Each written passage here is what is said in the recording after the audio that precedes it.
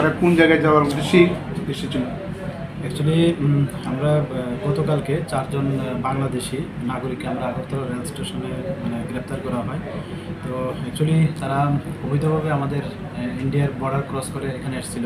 তো তারা সবাই বলছিল যে তারা কলকাতা যাবে।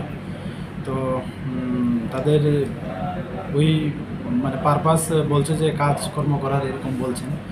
তো যাই হোক, আমরা ইন্টারোগেশন এখনও চলছে, কি উদ্দেশ্য বা এর পিছনে কী কারণ। তো এই নিয়ে আমরা আগরতলা জিআরপি থানাতে একটা মামলা গ্রহণ করি, যার মধ্যে আমাদের যে নতুন একটা আছে BNS foreigner act IPP act. তো এই মামলা আমরা একটা নিয়েছি তাদের এগেনস্টে। তো আজকে তাদের মহামান্য আদালতে প্রেরণ করা হবে। তাদেরকে রিমান্ডের আবেদন জানানো হবে? আমরা জুডিশিয়াল কাস্টডিতে রিমান্ডের প্রেয়ার চেয়েছি। তাদের নাম কি? এবং তাদের নাম জিজ্ঞেস করলে বলে একজন হলো এমডি শহীদুল ইসলাম, আরেকজন হলেন আকবর আলী, আরেকজন হলেন এমডি মইনুল ইসলাম, আর আরেকজন হলেন আকরাম হক।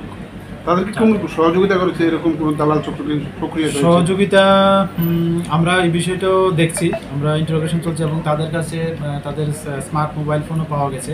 তো আমরা এগুলি খতিয়ে দেখছি, যদি তাদের এই অবৈধভাবে প্রবেশ করার পিছনে যদি কেউ যুক্ত থাকে আমরা অবশ্যই তাদের আইনের আওতায় আনবো।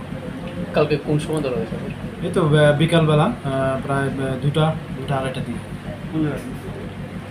আমরা আগরতলা রেল স্টেশন।